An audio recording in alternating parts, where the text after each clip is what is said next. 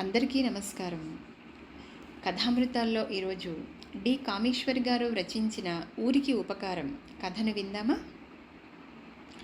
కొడుకును చూసి తప్పు చేసిన దానిలా తలదించుకుని కళ్ళు వాల్చింది అన్నపూర్ణమ్మ. మూసిన కళ్ళు నిండుకున్నాయి. అరవింద్ తల్లి చెయ్యి పట్టుకుని, ఏమిటమ్మా, ఎలా ఉన్నావు? బాగా నొప్పిగా ఉందా? అనునయంగా అన్నాడు. నా కర్మం నాయనా, ఈ వయసులో ఇదంతా నాకెందుకురా నాయనా? ఈ బాధలు, ఈ అవస్థలు. నా బాధ సరే, మిమ్మల్ని అందరినీ బాధపెడుతున్నాను. అంత దూరం నుంచి అన్ని వేలు తగలేసుకుని శ్రమపడి రావడం, మొన్నే వచ్చి వెళ్ళావు, మళ్ళీ ఇలా. కర్మ, ఇంకా దేవుడికి నా మీద దయలేదు. విలవిల్లాడుతూ కన్నీళ్లు పెట్టుకుంటున్న తల్లిని చూసి బాధపడి, అప్పటి వరకు రాత్రికి రాత్రి హఠాత్తుగా ప్రయాణం అయి వచ్చిన చిరాకు, అసహనం పోయి జాలిగా చూశాడు తల్లిని. 88 వయసులో తుంటి ఎముక విరిగింది. ఆపరేషన్ తప్పదన్నారు డాక్టర్లు. 2 నెలలన్నా పక్క మీద ఉండాలి. డబ్బు ఉంది, మనుషుల్ని పెట్టి చేయిస్తారు. కానీ ఇక్కడ ఈవిడ ఈ పల్లెటూరిలో ఒంటరిగా, దేశాలవతల మేము ఎన్నాళ్ళు ఉండగలరు? 2 నెలల క్రితం వచ్చి వెళ్ళాడు, మళ్ళీ రావాల్సి వచ్చింది. రేపు ఆపరేషన్ అన్నారు. అరవింద్ తలంతా బరువుగా, ప్రయాణిక బడలిక, నిద్రలేమి అన్నీ కలిపి ఆలోచించే స్థితిలో లేకుండా దిగులు, అశాంతి కమ్ముకున్నాయి. ఇంటికి వెళ్ళి స్నానం, భోజనం చేసి నిద్రపో. రేపు పొద్దున్నే రా. రాత్రికి మన వెంకట్ ఉంటాడులే నా దగ్గర. వెళ్ళు అంది అన్నపూర్ణమ్మ ఆప్యాయంగా కొడుకుని చూస్తూ. సరేనమ్మా, పొద్దుటే బయలుదేరి వస్తాను. డాక్టర్తో మాట్లాడాను. నీవు కాస్త తిని నిద్రపో అంటూ పక్కనున్న నర్సుతో, జాగ్రత్తగా చూసుకోమ్మా, నీ పేరేమిటి అన్నాడు. సుగుణ అంది ఆమె.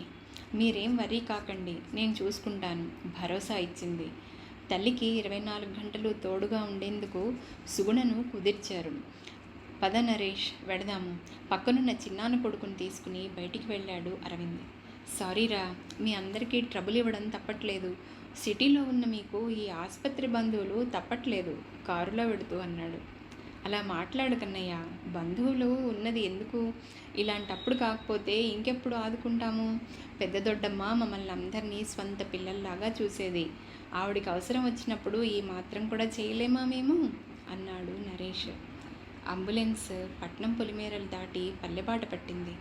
ఆపరేషన్ అయి 9వ రోజున డిశ్చార్జ్ చేసి డాక్టరు తీసుకోవాల్సిన మందులు, ఫిజియోథెరపీలు అన్నీ వివరంగా వ్రాసి ఇచ్చాక ఆసుపత్రి వారే ఏర్పాటు చేసిన అంబులెన్స్లో నర్సు సుగుణను 1 నెల రోజులు ఇంట్లో ఉండే ఏర్పాట్లు చేయించుకుని తల్లిని తీసుకుని ఊరు బయలుదేరాడు అరవింద్. వెంకట్ అంతకుముందే పందిరి మంచం తీయించి ఆసుపత్రి మంచం అద్దెకు తీసుకుని బెడ్ సోర్స్ రాకుండా వాటర్ బెడ్ వేయించాడు. కమోడు కొని అన్ని ఏర్పాట్లు చేశాడు. ఆ పల్లెటూరులో అన్నీ దొరకవని అన్ని రకాల ఏర్పాట్లు చేసి పెట్టాడు. ఇంకో వారం తర్వాత మళ్ళీ వచ్చి చూపించుకోవాలన్నారు డాక్టర్లు. అప్పటి వరకు తను ఉండక తప్పదు. ఈలోగా అరుణ వచ్చే ఏర్పాట్లు చేయాలి. అది మాత్రం ఎన్నాళ్ళు ఉంటుందిరా, ఈ సుగుణ చూసుకుంటుందిలే అంది అన్నపూర్ణమ్మ. ఊరిలో అంబులెన్స్ ప్రవేశించగానే ఊరంతా జనం. ఏమిటో గాభరాగా తిరుగుతూ, పిల్లలు పరిగెడుతూ అంబులెన్స్కి అడ్డం పడ్డారు. ఏమిటి, ఏమైంది? ఈ జనం ఏమిటి వెంకట్? అరవింద్ ఆశ్చర్యంగా అన్నాడు. ఏమో, నేను పొద్దుటే వచ్చేసేగా, తెలియదు. ఉండు అడుగుతాను. కిటికీలోంచి తల బయటకు పెట్టి, నర్సయ్య, ఏమిటి, ఏమైంది అన్నాడు వెంకట్. తమకు తెల్దాండి, మన సత్తయ్య మొత్తం ఫ్యామిలీ అంతా పురుగుల మందు తిని చచ్చిపోనారండి. అయ్యయ్యో, అదేమిటి, ఎప్పుడు? వెంకట్ గాభరాగా అన్నాడు. తెల్లారి పొలం వెళ్ళడానికి కూలికి వచ్చినవాడు ఎంత పిలిచినా తలుపు తీయకపోతే తలుపు బద్దలు కొట్టారండి. పోలీసులు వచ్చారండి. గోల గోలండి. అయ్యో, ఇంటికెళ్ళి అటు వస్తాలే. అరవింద్ వంక తిరిగి, పాపం సత్తయ్య 3 ఏళ్ల బట్టి పంట చేతికందక, అందిన దానికి గిట్టుబాటు ధర పలక్క, 1 ఏడాది పంటండి, ఇంకో ఏడాది ధాన్యం మొత్తం తడిసి, తెచ్చిన అప్పులకి వడ్డీ కూడా కట్టలేక అప్పుల పాలయ్యాడు. అప్పు 3 లక్షలు దాటిపోయిందని డీలా పడిపోయి మరో దారి లేక ఇంతకి వడిగట్టి ఉంటాడు. ఏమిటి సత్తయ్య? అయ్యో అయ్యో, ఇంత పని చేశాడు. కలవరపడుతూ నీరసంగా అంది అన్నపూర్ణమ్మ. మాట్లాడకమ్మా, నీరసంగా ఉన్నావు. ఆయాసపడకు, బాధపడకు. ఇంటికెళ్ళాక మాట్లాడదాం. అరవింద్ తల్లిని ఆపాడు. ఇల్లు చేరి స్ట్రెచర్తో ఇంట్లో పక్క మీదకి చేర్చారు అన్నపూర్ణమ్మను. నర్సు ఆవిడ తాలూకు వస్తువులు తీసుకుని దిగింది. రూమ్లో నర్సుకు అన్నీ చూపించి వేయాల్సిన మందుల లిస్టు, ఆవిడ కాఫీ, ఫలహారాలు, భోజనం టైములు అన్నీ వివరంగా చెప్పి వంటావిడ కమలమ్మ గారికి అప్పచెప్పాడు. తమ ఫోన్ నెంబర్లు, డాక్టర్ ఫోను, వెంకట్ ఫోను అన్నీ రాసిచ్చి చెప్పాల్సినవన్నీ చెప్పాడు. నేను చెప్తాలే, చేయించుకుంటాలే అంది అన్నపూర్ణమ్మ. బాబు, మేమంతా ఉన్నాం, ఆవిడకి ఏం కావాలో మాకు తెలీదా, మీరేం బెంగ పెట్టుకోకండి. 4-5 ఏళ్లుగా వంటావిడ కమలమ్మ గారు తనని అనునయిస్తూ అంటోంది. పని మనిషి సీతాలు కూడా భరోసా ఇచ్చింది. మీరంతా ఉన్నారన్న ధీమాతోటే మేము ఇక్కడ నిశ్చింతగా ఉన్నాం అన్నాడు అరవింద్ అందరినీ అభిమానంగా చూస్తూ. బతికినన్నాళ్ళు ఆవిడికి ఏ లోటు లేకుండా చూసుకోండి, మీ సంగతి నేను మర్చిపోను. తను భరోసా ఇచ్చాడు. ఏమిటోరా నాయన, దేవుడు మాలాంటి వాళ్ళకిలా ఆయుష్ పెంచేస్తూ పిల్లల్ని దూరం చేసుకున్న మా బతుకులతో ఆడుకుంటున్నాడు. ఒంటరి బతుకులు అయిపోయాయి. అన్నపూర్ణమ్మ కళ్ళు ఒత్తుకుంది. సరేనమ్మా, ఏం చేస్తా అని చెప్పు. కాస్త హార్లిక్స్ తాగి విశ్రాంతిగా పడుకో. అలాగే లేరా.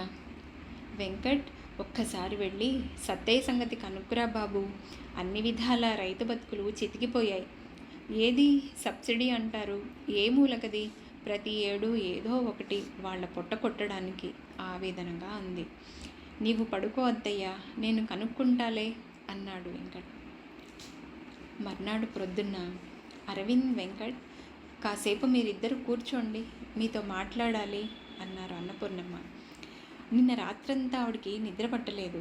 సత్తయ్య గురించే ఆలోచించి మనసంతా పాడైపోయింది. కళ్ళ ముందు పుట్టి పెరిగినవాడు.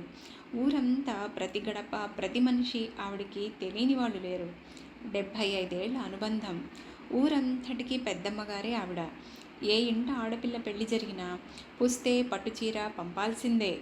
ఎవరి పొలం ఎక్కడో, ఎంతమంది రైతులో, కుమ్మరులు, వడ్రంగులు, చాకళ్ళు, ప్రతి వర్గం ఆవిడికి తెలుసు. మావగారి హయాంలో కట్టించిన పెంకుటిల్లు మార్చి కట్టించడం, చిన్న స్కూలు పెట్టించడం, ఊరిలో రామాలయ స్థాపన, ఊరికి తారు రోడ్డు, బస్సు ఆగే సౌకర్యం అన్నీ భర్త కాలంలో జరిగి ఆ ఊరికి పెద్ద దిక్కుగా నిలిచారు. మరుదులు, ఆడబడుచులు, పెళ్ళిళ్ళు, శుభకార్యాలు పెద్దక్కగా అన్నీ ఆవిడ చేతి మీదుగా జరిగాయి. ఊరంతా తనదేనన్నట్టు 3000 జనాభాకి ఆవిడ తల్లి అనిపించుకుంది. అరవింద్, నేను పోయేలోగా ఈ ఊరి రైతులకి ఏదైనా మంచి చేసిపోవాలనుందిరా. నా కళ్ళెదుట ఎన్ని ఆత్మహత్యలు జరుగుతున్నాయో. కళ్ళ ముందు పుట్టినవారు, చిన్నవాళ్ళు, ఎంతో బతుకు ఉన్నవాళ్ళు బలవంతంగా ప్రాణాలు తీసుకుంటున్నారా. ఏదన్నా చేసి వాళ్లను ఆదుకోవాలని ఉందిరా. అవునమ్మా, నిజమే. కానీ మనం ఏం చేయగలం చెప్పు. ప్రభుత్వాలు చేయాల్సిన పనులు ఒకరా ఇద్దరా ఆదుకోవడానికి? అరవింద్ తల్లివంక చూస్తూ అన్నాడు. సబ్సిడీలు ఇచ్చామంటారు, రుణాలు ఇచ్చామంటారు, ఇచ్చిన డబ్బులు చాలవు, అప్పులు చేస్తున్నారు. విత్తనాల కొరకు, ఎరువుల కొరకు సకాలంలో వానలు పడవు. పంట చేతికి వచ్చే వేళకి వానలు ముంచెత్తి ధాన్యం కాస్త తడిసిపోతుంది.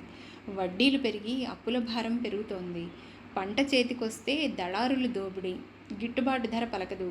కల్లాంలో వేసిన గింజలు నీళ్లల్లో తేలిపోతుంటే రైతుల కన్నీళ్లేమో అనిపిస్తుంది. అన్నపూర్ణమ్మ ఆవేదనగా చెప్పుకుపోతోంది. అరవింద్, ఒక రైతుగా నాకు ఈ బాధలన్నీ తెలుసు. కానీ నీవన్నట్టు మనలాంటి వారం ఏం చేయగలం అన్నాడు వెంకట్. అందుకేరా, నే పోయేలోగా వాళ్ళకి పండిన పంట దాచుకోవడానికి ఒక గోడౌన్ కట్టించి ఇవ్వాలని ఉంది. ఏదో దేవుడి దయ వల్ల మీ ఇద్దరూ చక్కగా పైకి వచ్చి అమెరికాలో సంపాదించుకుంటున్నారు. ఏంటత్తయ్య, 100-200 బస్తాల దాచుకోవడానికి, చిన్న గోడౌన్ కట్టించడానికి ఊరందరి పంట కనీసం 10,000 బస్తాలన్నా ఉంటాయి తెలుసా అడ్డుకుని అన్నాడు వెంకట్. అవును, నాకు తెలుసు. అందుకే ఊరిలో రైతుల పంటలన్నీ లెక్క తీయి, సరిపోయేట్టు కట్టిద్దాం ఆశగా చూసింది. గోడౌన్ అంటే స్థలం కావాలి, కట్టడానికి ఖర్చు. నీ దగ్గరున్న డబ్బు సరిపోతుందనుకుంటున్నావా? అరవింద్ ప్రశ్నార్థకంగా చూశాడు. అది ఆలోచించే రాత్రంతా. డబ్బు సరిపోదు, పొలం కొంత అమ్మాలి.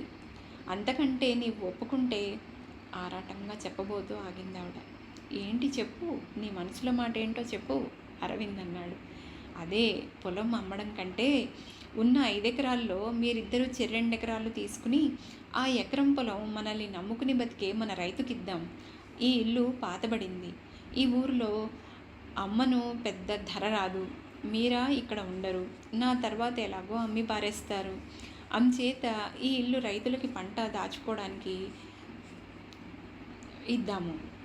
పెద్ద కొంప, వరండాలు అన్నీ కలిపి 8 గదులు, ధాన్యం కొట్టు అన్నీ కలిపితే పంట అంతా దాచుకోవచ్చు. వాళ్ళు మనకు స్థలం కొనడం, కట్టించడం శ్రమ. నీవుండవు, ఇదంతా ఎవరు చూస్తారు? అందుకని ఇల్లు ఇద్దాం, ఏమంటావు? ఆశగా చూసింది. అది సరే, ఇల్లు ఇవ్వాలంటే నా తదనంతరం కదా, అదెప్పుడో మనకేం తెలుసు? ఏమో, ఇంకా ఏ 5-6 ఏళ్ల సంగతో అయితే ఇప్పటి నుంచి ఆ ఆలోచన ఎందుకు? తేలిగ్గా కొట్టిపారేశాడు. అవునరా నాయన, ఇంకా నాకు ఎంత ఆయుష్ పోశాడో ఆ దేవుడు. అందుకే నా కోసం ముందు భాగం వంటగది అట్టిపెట్టుకుని మిగతాదంతా వాళ్ళని వాడుకోమందాం అనుకుంటున్నాను. ఇల్లంతా ఖాళీగా పడుంది కదా. అబ్బా, నీవు ఉండగా నీదంతా ఎందుకమ్మా, తర్వాత చూద్దాంలే విసుగ్గా అన్నాడు అరవింద్. ఇంట్లో ఆ గోలంతా నీవు భరించలేవమ్మా అన్నాడు. నా చేతులతో వాళ్ళకిచ్చిపోతే మంచి పని చేశానన్న తృప్తి దక్కనీరా? నా కళ్ళతో వాళ్ళ కళ్ళల్లో ఆనందం చూడని? ఇబ్బందిగా వెంకటవంక చూశాడు అరవింద్. సరేలే అత్తయ్య, అరవింద్ వెళ్ళేలోగా చేద్దాం. ముందు రైతుల వివరాలు, ఎకరాలు, బస్తాలు ఇవన్నీ తెలుసుకుని వచ్చి చెప్తాలే. వెంకట్, అరవింద్ ఉన్నప్పుడే ఇదంతా నీ చేతుల మీదే, నువ్వే చేసి పెట్టాలి అంది అన్నపూర్ణమ్మ. అలాగే అత్తయ్య, తప్పకుండా చేస్తాను అన్నాడు వెంకట్. ఏమిటి, అరవింద్ గారు జన్మభూమి పథకాలేవో అమలు చేస్తున్నారని విన్నాను. ఊరిలో రైతులందరూ చెప్పుకుంటున్నారు. వీధి అరుగు మీద పాతకాలం పడకుర్చీలో కూర్చుని వెంకట్తో మాట్లాడుతుంటే ఆ ఊరి ఎమ్మెల్యే సత్యనారాయణ గారు నవ్వుతూ పలకరించారు. రండి, కూర్చోండి సార్, మీలాంటి పెద్దలు మా ఇల్లు పావనం చేశారంటే. అరవింద్ నమస్కారం చేశారు. ఆ ఊరంతా చెప్తున్నారు మీరేదో రైతులకి గొప్ప సాయం చేయడానికి నడుం కట్టారని, మా పాలిట దేవత అని అమ్మగారికి దండాలు పెట్టేస్తున్నారు. కాస్త వ్యంగ్యం జోడించి హాస్యంగా అన్నాడు. ఓ, అప్పుడే మీ దాకా వచ్చేసిందా కబురు? ఏం చేస్తాం సార్, తాతల నాటి నుంచి ఊరి మీద ఉన్న అభిమానం, అనుబంధం, రైతుల కష్టాలు చూసి తోచిన సాయం చేయాలని అమ్మ ఆలోచన. ప్రభుత్వాలు చేయాల్సిన పనులు చేస్తే ఆ ప్రశంసలు మీరే మూటగట్టుకోవచ్చు కదా. అరవింద్ కూడా చురక అంటించాడు నవ్వుతూనే. మీకేం సార్, మీ డబ్బు మీ ఇష్టం వచ్చినట్టు చేసుకుంటారు. మేమేదన్నా చేయాలంటే ఎన్ని రూల్సు, ఎన్ని లెక్కలు. ఇటు ప్రజలు నిలబెట్టి మొహం మీదే దులిపేస్తున్నారు ఏం చేశామని. అటు ప్రభుత్వం 1,00,000 ప్రశ్నలు గ్రాంట్ విడుదల చేయడానికి. ఎన్ని లెక్కలు అడుగుతారో ఎమ్మెల్యే నిష్ఠురంగా అన్నాడు. నిజమా? మరి ఇన్ని లెక్కలు, శాంక్షన్లు, పర్మిషన్లు ఉన్నా ఇంత అవినీతి ఎందుకు జరుగుతుందో తెలియనట్టే అన్నాడు అరవింద్. మొహం మార్చుకున్నాడు ఎమ్మెల్యే గారు. ఏదో మా కష్టాలు మావి, మా గడ్డి మేము తింటాం పని చేయడానికి, అదంతా వదిలేయండి సార్. ఇల్లెందుకు ఇవ్వడం సార్? మీరు అలా ఇవ్వదలిచిన డబ్బు ఇచ్చేస్తే, ఒక్క మాట అమ్మగారి చేత చెప్పిస్తే చందాలెత్తి ప్రభుత్వం నెత్తిన కూర్చుని మిగతా తెచ్చి గోడౌన్లు కట్టించేద్దాం సార్. అదంతా నేను చూసుకుంటాను, మీకెందుకు శ్రమ? అమ్మగారు అలా అందరినీ పిలిచి మాట్లాడితే చాలు ఆశగా, ఆరాటంగా అన్నాడు ఎమ్మెల్యే. వెంకట్, అరవింద్ మొహాలు చూసుకున్నారు. సరేలేండి, అమ్మతో మాట్లాడి ఏ సంగతి చెప్తాను అన్నాడు. ఒక్కసారి లోపలికి వెళ్ళి అమ్మగారి దర్శనం చేసుకుంటా. మేల్కొనే ఉన్నారా? వెంకట్, తీసుకెళ్ళు అమ్మ దగ్గరికి అన్నాడు అరవింద్. రైతుల కోసం ఇంత కష్టపడి గోడౌన్ కట్టించాను, ఈ ఊరి బాగోగులు నావి కావా అంటూ తనే అంతా చేసినట్టు చూపించుకుంటే ఎలక్షన్ వేళకి చెప్పుకోవడానికి మన దగ్గర డబ్బులు వసూలు చేసి ఊర్లో వాళ్ళ దగ్గర చందాలు పోగు చేసి ఏదో ఎమ్మెల్యే ఫండ్ కింద కొంత లాగి ఏదో కట్టాననిపించుకోవడానికి ఇదంతా. వెంకట్ అన్నాడు వేళాకొళంగా. అంతేనా? ఏదో పోనీ మనం కష్టపడకుండా పని అవుతే అనుకున్నా. అరవింద్, వద్దురా బాబు, ఇదంతా అయ్యే పని కాదు. అట్టహాసంగా ఆరంభించి ఫోటోలు, వార్తలు రాయించుకుని తర్వాత పట్టించుకోర్రా. వాళ్ళ వెనకాల మనం తిరగలేం. పని ఆగిపోవచ్చు, లేక ఏదో ఆషామాషిగా చేశామనిపించుకోవచ్చు. మనకెందుకు ఈ గోలంతా? ఈ ఇంటి మీద ఆయన కన్ను పడ్డట్టుంది. మంచి పాతకాలం నాటి ఇల్లు, గట్టి టేకు దూలాలు తలుపులు. ఎవరికి అమ్మడం ఎందుకు, నేనే కొనేస్తా. ఆ డబ్బుతో గోడౌన్ కట్టించొచ్చు. మీరు మాట్లాడండి పంతులు గారు అని హెడ్ మాస్టర్ గారితో అన్నట్ట వెంకట్ అన్నపూర్ణమ్మతో చెప్తున్నాడు. నాకు తెలుసు, ఏదీ జరగనివ్వరు. అరవింద్, మనం ఎవరితో పెట్టుకోవద్దు. నీ ఉండగా ఈ ఇల్లు నా తదనంతరం నీకు చెందేట్టు, అది ఈ ఊరి రైతులందరికీ ఉపయోగపడేట్టు, వాడుకోవడానికి ఇచ్చినట్టు పత్రాలు రాయించి రిజిస్టర్ చేయించు అన్నపూర్ణమ్మ దృఢంగా అంది. మళ్ళీ నా పేరెందుకు, రైతుల పేరే ఇచ్చేద్దాం, వాళ్ళే చూసుకుంటారు. వద్దు వద్దు, అలా చేస్తే నే పోగానే వాళ్ళకి డబ్బాష చూపి తలో 10 15 వేలు పడేసి ఇల్లు లాగేస్తాడు. ఎవరన్నా నీ పేరున ఉంటే ఏం చేయలేరు ఎవరు. 10 కాలాల పాటు రైతులకి ఉపయోగపడాలని నా ఆలోచన. తల్లి అన్ని విషయాలు ఎంతో అనుభవంతో ముందాలోచనతో చూసి ఆశ్చర్యపడ్డాడు అరవింద్. ఆవిడ మాట నిజమే వెంకట్. ఈ పనులన్నీ వాడు వెళ్ళేలోగా సంతకాలు పెట్టించి రిజిస్టర్ చేయించే బాధ్యత నీదే. రైతులందరితో మాట్లాడి అందరి పేర్లు రిజిస్టర్లో ఎక్కించి ఎవరి పంటకి వాళ్ళకి నెంబర్లు ఇచ్చి గదులలో దాచుకుని నమ్మకమైన పెద్ద మనుషులు 2-3 నీవు కమిటీ వేసుకోండి. వెనక పాలేరుండే గదిలో ఒక కుటుంబం రాత్రి పగలు కాపలా ఉండేటట్టు ఆ ఏర్పాట్లన్నీ చూడండి. ముందు రిజిస్ట్రేషన్ పని చూడు. తల్లి కార్యదక్షతకి విస్తుపోతూ, అమ్మా, ఈ ఊరికి నీవు సర్పంచివైతే బాగుండేదేమో అన్నాడు. నాకెందుకురా అవన్నీ, ఏది దేవుడి దయ వల్ల భగవంతుడిచ్చిన దాంతో ఈ ఊరి వాళ్ళకి కాస్త మేలు జరిగితే చాలు అంది తృప్తిగా. ఏమిటమ్మా ఈ సామాన్లన్నీ ఇప్పుడు పంచిపెట్టడం ఏమిటమ్మా? నీ తర్వాత మేము ఎలాగో అమెరికా తీసుకెళ్ళలేం, ఇక్కడే అందరికీ పంచుతాం. నీవు ఉండగానే ఇచ్చేయమంటావేమిటి? కూతురు అరుణ తల్లిని మందలించింది. నీకు తెలీదమ్మా అరుణ, గదులన్నీ ఖాళీ చెయ్యాలి కదా. అటకల నిండా బోలెడు ఇత్తడి సామాను. ఈ మంచాలు, బీరువాలు, బల్లలు, కుర్చీలు ఇవన్నీ నేనేం చేసుకుంటాను? నా రోజులు దగ్గర పడ్డాయని నాకు తెలుస్తోంది. నేనుండగానే నా చేతులతో ఎవరికేమి ఇవ్వాలో ఇవ్వని. మీకేం తెలుస్తుంది ఇదంతా? నే పోయాక మీకెక్కడ టైం ఉంటుంది ఇవన్నీ సర్దడానికి? నాకు ప్రస్తుతం కావలసినవి ఉంచి మిగతావి ఇచ్చేద్దాం. వెంకట్ నరేష్ని కావలసినవి తీసుకోమనండి. అటక మీద పెద్ద ఇత్తడి సామాను గుడికి అప్పచెప్పితే ఊరంతా కావలసినప్పుడు తీసుకునే ఏర్పాటు చేద్దాం.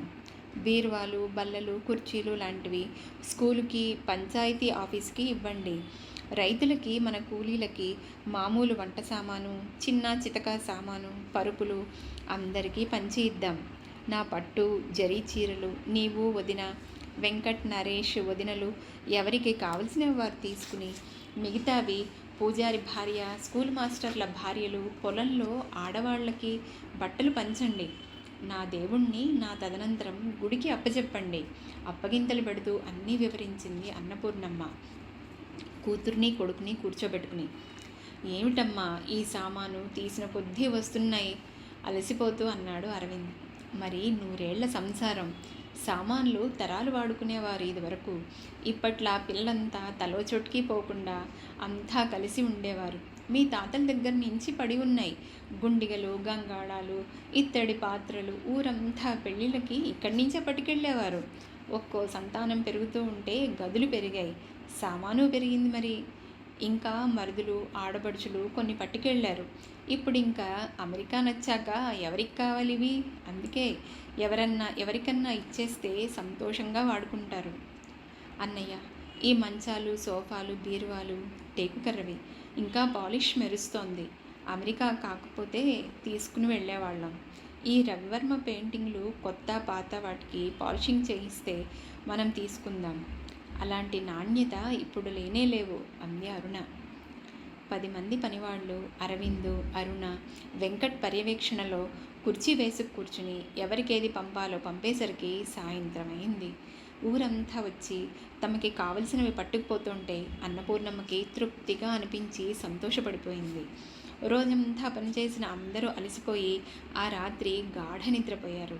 అన్నపూర్ణమ్మ మాత్రం దీర్ఘ నిద్రలోకి వెళ్ళింది. తెల్లవారుజామున మనం మళ్ళీ రావడం ఇబ్బందని తన పనులన్నీ చక్కబెట్టుకుని తృప్తిగా నిశ్చింతగా దాటిపోయింది అమ్మ. అరుణ కన్నీళ్లు పెట్టుకుంటూ అంది. అరవింద్ తలాడించాడు విషాదంగా. మా పెద్దమ్మ, మా అన్నపూర్ణ తల్లి, చల్లని తల్లి వెళ్ళిపోయింది. ఊరికి పెద్ద దిక్కుపోయింది. ముందే పోగడ తెలిసినట్టు ఉన్నదంతా అందరికీ పంచిపెట్టిపోయింది మహాతల్లి. ఊరంతా కదిలి వచ్చి కన్నీరుతో సాగనంపారు ఆవిడ్ని. పెద్దావిడ పెద్ద కర్మ రోజున ఊరంతా తరలి వచ్చి భోజనం చేసి నివాళులు అర్పించారు. పంట కళ్ళంలో ఉంది. తను పోతే గానీ ఇల్లు ఖాళీ అవదనుకుని వెళ్ళిపోయింది మహాతల్లి. రైతులందరూ కంటనీరు పెట్టారు. తాళాలు, కాగితాలు, రాతకోతలు, అప్పగింతలు, జాగ్రత్తలు చెప్పి భారమంతా వెంకట్కి అప్పజెప్పి బయలుదేరారు అరవింద్, అరుణ. అమెరికాలో ఎవరిల్లు వారు చేరేసరికి వెంకట్ నుంచి ఫోను. అరవింద్, నిన్న రాత్రి ఎంత పెద్ద వాన కురిసిందనుకున్నావు ఇక్కడ? అయ్యయ్యో, మరి ధాన్యాల బస్తాలు, పంట? ఆరాటంగా అన్నాడు. మొన్నే మీరటు వెళ్ళాక రైతులందరూ తమ తమ పంట ఇంట్లోకి చేరేసి గదులకి తాళం పెట్టారో లేదో అత్తయ్య పైనుంచి ఆనంద భాష్పాలు రాలుస్తున్నట్టు చినుకులతో మొదలై కుంభవృష్టి కురిసింది. ఆవిడ దీవెనలు ఆనంద భాష్పాలు కురిసిందనుకున్న రైతుల మొహాల్లో సంతోషం చూడాలి. చల్లని తల్లి మా అన్నపూర్ణమ్మ. అన్నపూర్ణ ధాన్యాగారం అని పేరు పెట్టేసుకున్నారు వాళ్ళు. తెలుసా నీకు? ఉద్వేగంగా మాటలు తడబడుతూ చెప్తున్నాడు వెంకట్. ఆర్ద్రంగా కళ్ళల్లో తడి మెరుస్తోంది అరవింద్కి. చూసారా, ఏదైనా పెద్దవాళ్ళం అయిపోయాక మన చేతులతో మనం దానం చేసుకుంటే, మనకిష్టమైన వాళ్ళందరికీ మనకి అవసరం లేనివి పంచిపెడితే ఆ కలిగే ఆనందం, సంతోషం మాటల్లో చెప్పలేనివి, అమూల్యమైనవి కదా. కథ బాగుందా?